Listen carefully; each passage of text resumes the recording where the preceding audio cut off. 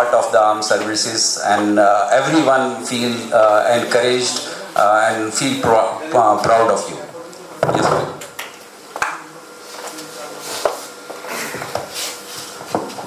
अस्सलाम वालेकुम।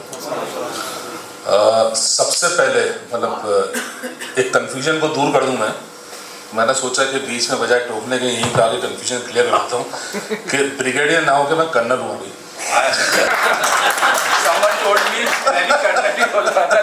तो इसमें कुछ लोगों का मेरे ख्याल से कहीं कोई कन्फ्यूजन रहा। हाँ, आर्मी में कर्नल हूँ मैं, और आप लोगों की दुआ रही ऊपर वाले की, अगर हमारे साथ रही सब चीज़ें तो हो सकता है ब्रिगेडियर भी हो जाए इंशाअल्लाह। बहुत अच्छा लगा। ये पहली मीट है मेरी, जो मुझे एक्चुअली मुझे बहुत बाद में पता चला कि इससे पहले ये हो चुका है। एक प्रोग्राम पहले भी पिछले साल भी हुआ है, तो मैं नहीं मिल पाया, उसमें नहीं आ पाया। मुझे अंदाज़ा नहीं था कि इस लेवल पे हम आ चुके हैं, क्योंकि आर्मी में रहने के बाद हम थोड़ा सा डिस्कनेक्ट हो जाते हैं अपनी नॉर्मल लाइफ से। अगर जैसे कि आप एक सिविल लाइफ होती है तो सिविल लाइफ से डिस्कनेक्ट हो जाते हैं, तो डिस्कनेक्ट का नतीजा ये होता है कि अपने जो पुराने लोग हैं या पुराने इदारे हैं, स्कूल हैं, कॉलेजेस हैं, उनसे हमारा ताल्लुक़ थोड़ा सा, क्योंकि माहौल थोड़ा डिफरेंट है हमारा, उस माहौल में रहते हैं। आज की डेट में मैं कर्नल हूँ। इंजीनियरिंग के बाद मैंने आर्मी ज्वाइन करी थी। इंजीनियरिंग मैंने यहीं जामिया से करी। अलीगढ़ से मैंने 10+2 किया, और हाई स्कूल मैंने किया मिंटो सर्कल से, जिसके नतीजे में मैं यहाँ पे हूँ।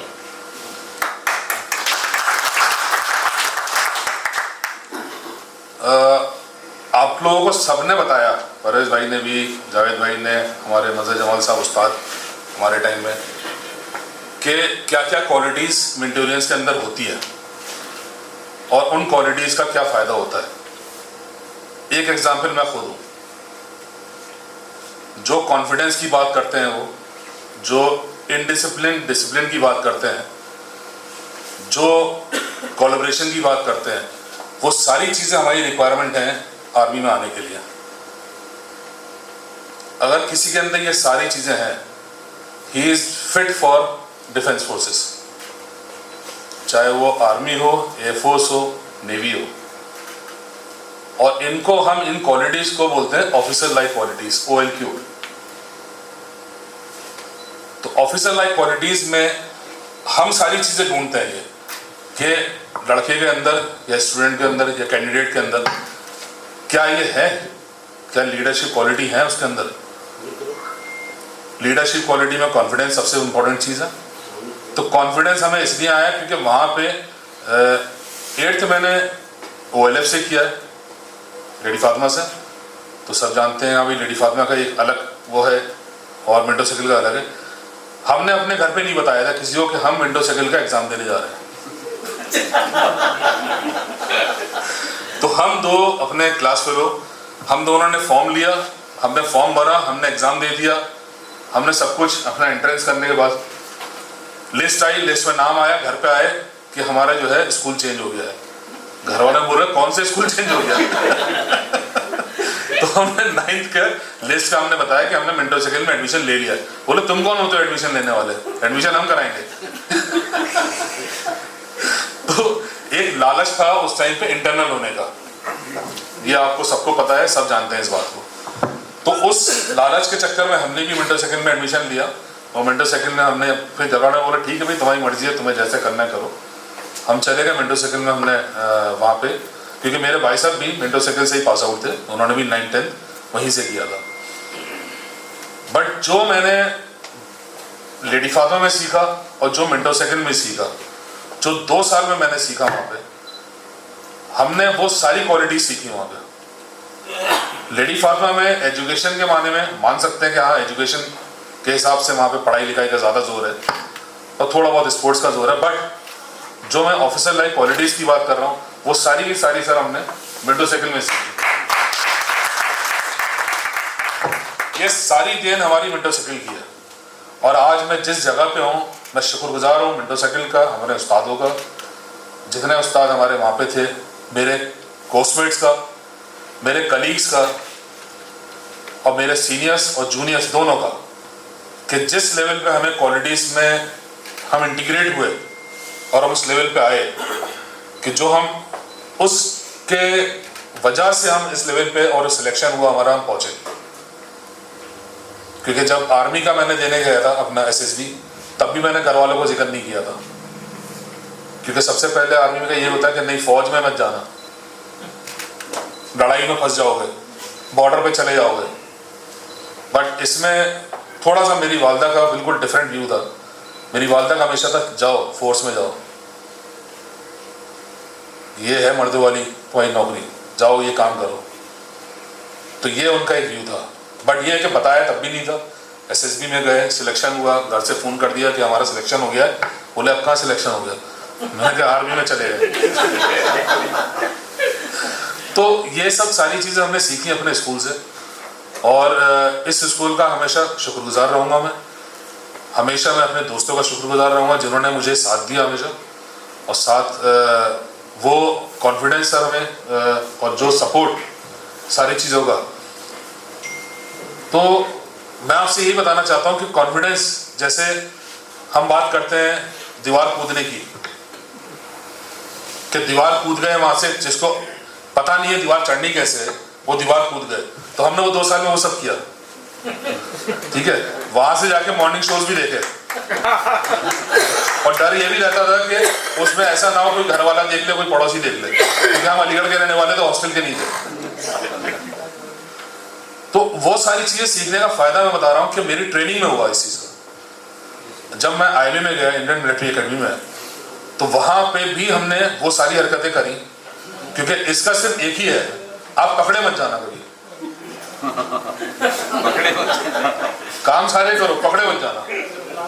तो वहाँ पे हमने IMA के अंदर भी हम बिना बताए, बिना परमिशन के, जो कि बहुत बड़ा जुर्म है, नहीं करना चाहिए, मैं यही कहूँगा, डिस्करेज करूँगा लोगों को। बट हाँ ठीक है, अगर कर सकते हो, पकड़े नहीं जा रहे हो तो ठीक है। वहाँ पे भी सर हम निकल जाते थे और पूरा देहरादून घूम घाम के वहाँ पे मूवी देख के वापस आते थे रात में, और किसी को खबर नहीं होती थी। जब पनिशमेंट मिलती थी हमें, जब पूरी बटालियन को पनिशमेंट मिल रही है, तो सारे पनिशमेंट बुलाए जाते थे। हम क्या करते थे, LIC रहते थे, लॉक इन। तो लॉक इन करके बाहर से लॉक लगाया, किसी को बोला चाबी अंदर फेंक दिया। तो वो घूमता रहता था, ये कहाँ है कहाँ है कहाँ है। तो वहाँ पे जेंटलमैन कैडेट्स कहलाते हैं हम लोग।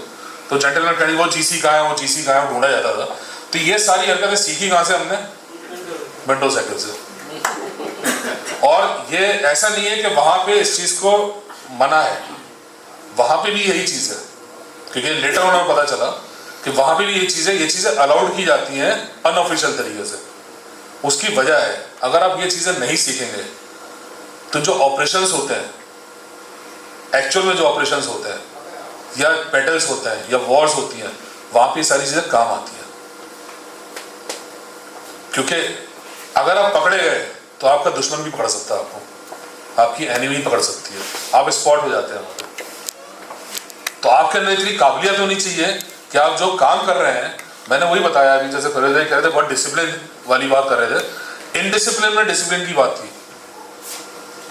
कि इनडिसिप्लिन वाली चीज़ें भी बहुत डिसिप्लिन के साथ करनी होती हैं, कि आपने वो किया और किसी को खबर नहीं होने दी। जैसे कि ऑपरेशंस हुए, आपने देखा ही होगा, आप सुनते होंगे, साहब पाकिस्तान में गए, मार के आ गया, ठीक है, वहाँ पे टेररिस्ट से कैंप उड़ा दिया हमने।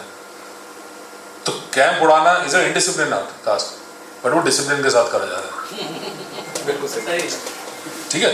तो वहाँ पकड़े नहीं जाना है आपको, गलत काम है, पकड़े नहीं जाना। पकड़े गए तो वहाँ पे आपकी मुल्क, आपकी फौज आपका हाथ नहीं पकड़ेगी। जो भी इंटर बॉर्डर ऑपरेशंस होते हैं उसमें यही सिखलाई होती है, अगर आप पकड़े गए तो हम आपको डिसोन कर देंगे। ये बड़ी क्लियर सी बात है। तो ये चीज़ें जो सीखनी है, हमें कहाँ से सीखे? हम अपने स्कूल से सीखे। हमारा मेंटल डेवलपमेंट हुआ, माइंड सेट हुआ हमारा वो। तो वो मेंटल डेवलपमेंट होना, माइंड सेट होना, अगर आप नीचे से ग्रोथ में, अगर आपकी ग्रूमिंग ऐसी होगी, जो अभी मंजर जवाब साहब ने बताया, ग्रूमिंग होनी चाहिए, दैट ग्रूमिंग इज रिक्वायर्ड।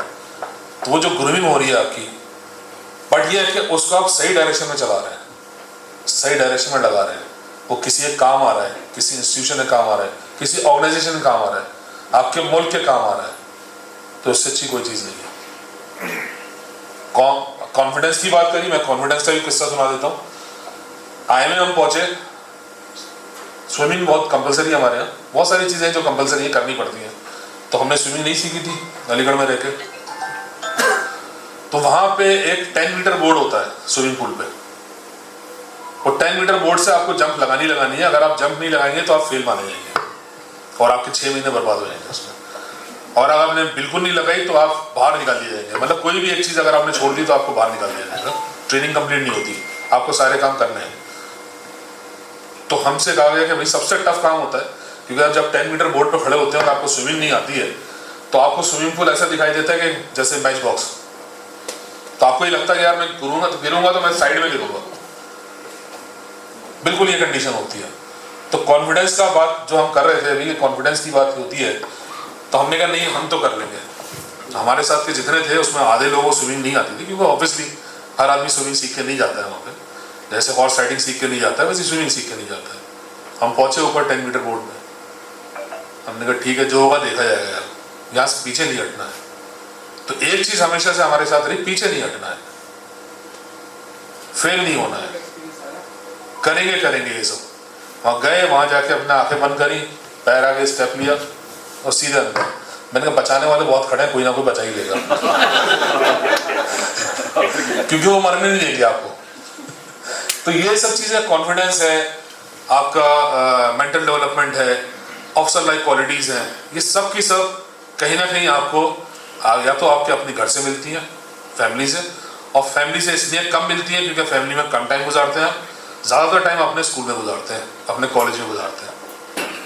तो ये वहाँ से हम सीख के आए, वहाँ से सीखा हमने, और उसका हमें बहुत फ़ायदा हुआ। जितने भी हमारे यंगस्टर हैं अभी जो माशाल्लाह से टॉपर हैं, और इतने अच्छे परसेंटेज जो हमने ख्वाब में नहीं सोचे थे कि इतने परसेंटेज होंगे, मतलब अगर हमारे वो पिछले 4 साल के मिला लेंगे तो शायद इतनी परसेंटेज बन जाए, तो वो इतनी परसेंटेज ला रहे हैं, बहुत अच्छी बात है। और ये सुनने में बहुत अच्छा लगता है कि विंटर सेकंड में भी 99%, 99.6%, 99.2%, बहुत अच्छा लगता है सुन के। और आज बहुत खुशी हुई आप लोगों से मिलके, आप लोगों के साथ रह के, और बहुत शुक्रगुजार हूँ मैं जलील साहब का, शावेद साहब का, अब्दुल्ला साहब का, शाहीन साहब का, जो इन लोगों ने इतनी मेहनत करके यहाँ सब लोगों को बुलाया।